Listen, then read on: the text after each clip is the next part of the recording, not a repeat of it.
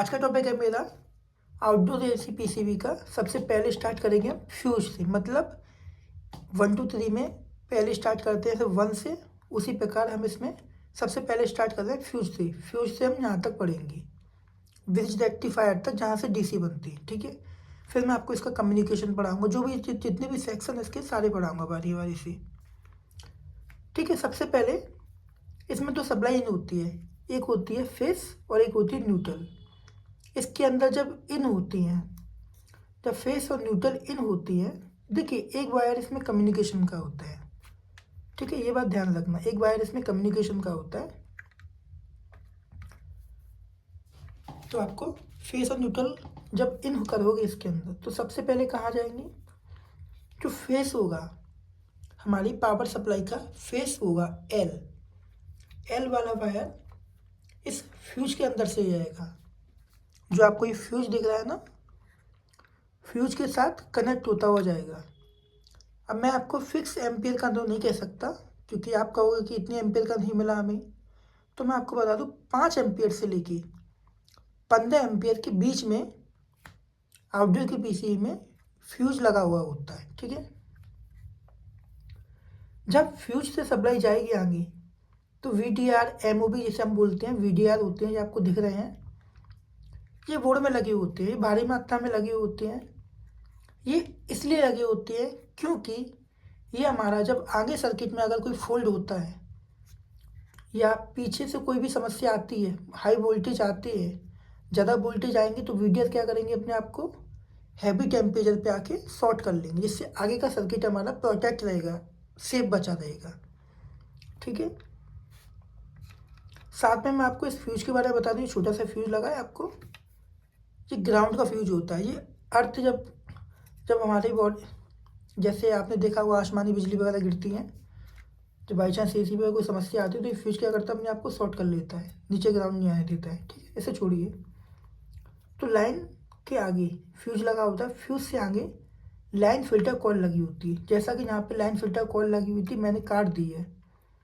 Line filter क्या, call का काम क्या होता है, जो हमारी फ्रिक्वेंसी और वेव होती हैं उनको फिल्टर करना होता है, मतलब जो एसी करंट होता है हमारा, एसी करंट को फिल्टर करती है। उसके बाद जहाँ से सप्लाई होती हुई ब्रिज रेक्टिफायर में जाती है, ब्रिज रेक्टिफायर में जाने के बाद डीसी बनती है, ठीक है।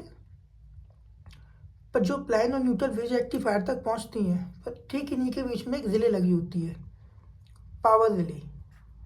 पावर रिले का काम क्या होता है, और इसमें एक रेजिस्टेंस लगा होता है, जिसे हम PTC बोलते हैं। ध्यान रहे, अब मैं आपको थोड़ा ट्रैक में दिखा दूँ।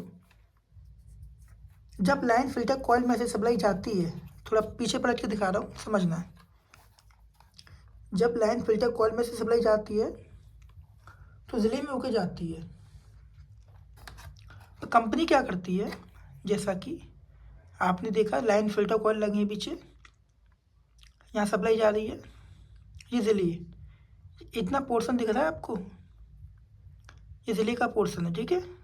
ये रिले का पोर्शन है, एक यहाँ पे जुड़ गया, एक रिले का आउटपुट में जी रहा है, ठीक है। ये रिले का है, रिले के माध्यम से जा रहे हैं, ठीक है।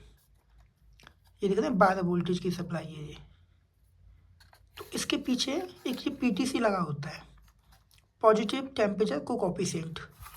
होता क्या है, कंपनी क्या करती है, PTC इसलिए लगा देती है कि वायदे पे कोई भी फॉल्ट हो आगे तो PTC शॉर्ट हो जाए। ये PTC इसलिए लगाती है कंपनी।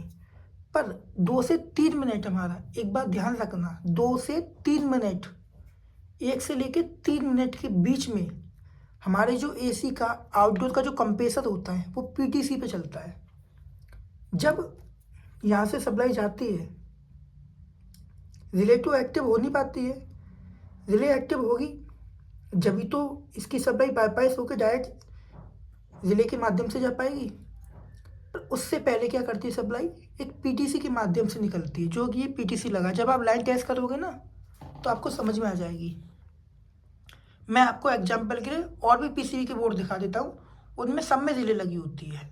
एग्जाम्पल के लिए मैंने आपको 2 बोर्ड रखे हैं, ये रिले लगी है, ये रिले लगी है, नहीं लगी है, ये भी रिले लगी है, ये पीटीसी लगी है, ये भी पीटीसी लगी है, ठीक है। कंपनी पीटीसी लगा देती है। कुछ मिनट, जैसे एक से लेके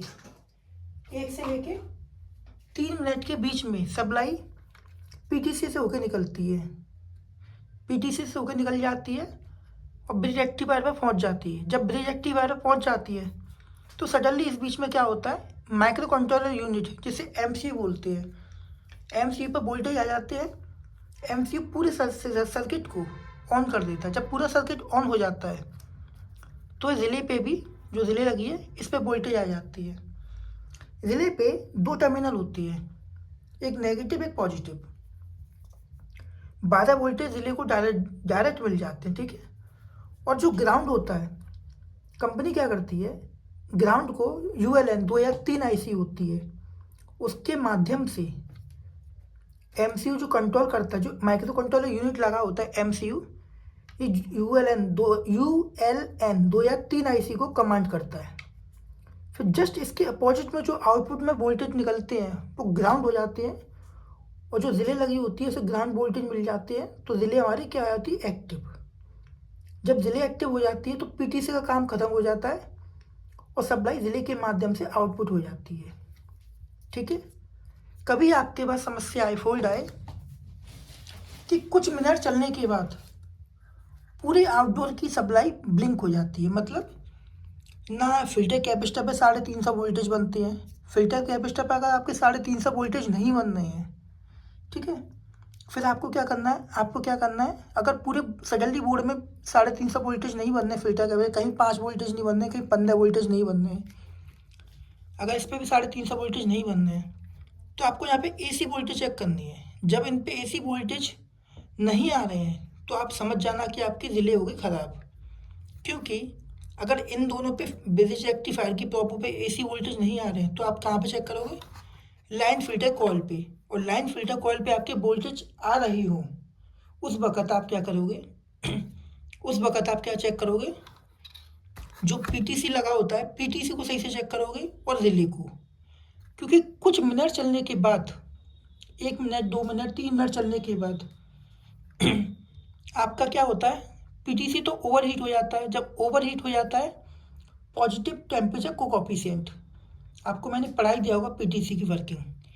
पीटीसी जब ओवरहीट हो जाता है तो ये क्या करता है, सप्लाई को बंद कर देता है, सप्लाई आगे ज़्यादा बंद हो जाती है। तो पीटीसी ने तो अपना पूरा काम कर दिया, सप्लाई आगे 1 से 2 मिनट दी, 1 से 2 मिनट देगा तो उतने में तो ये एमसी वोल्टेज आ जाएंगे, एमसी एक्टिव हो जाएगा, रिले को ऑन कर देगा।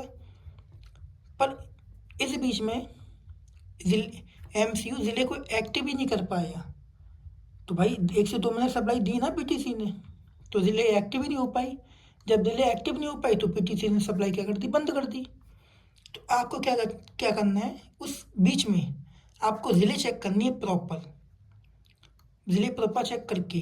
कभी कभी क्या होता है आपको रिले के 12 वोल्टेज चेक कर लेने। रिले पे अगर पूरा सर्किट ऑन होने के बाद 1 या 2 मिनट के बीच में रिले पे 12 वोल्टेज आ गए तो आप समझ जाना कि आपकी 12 वोल्टेज आ रहे हैं, इस पर रिले ख़राब है इसकी, क्योंकि रिले अंदर से ख़राब हो गई है, रिले कंप्रेसर को स्टार्ट नहीं कर पा रही है। एमसीयू ने तो कमांड दी है रिले को, रिले पे 12 वोल्टेज भी आ रहे हैं, पर रिले आपकी एक्टिव नहीं हो पाई, ठीक है। 1 से 2 मिनट के बीच में अगर रिले आपकी एक्टिव नहीं होती है, और थोड़ा अपना टेस्टिंग करना, समझना चाहिए टेस्टिंग से कैसे समझ में आएगा, जहाँ तक मैंने कोशिश करी समझाने की आपको।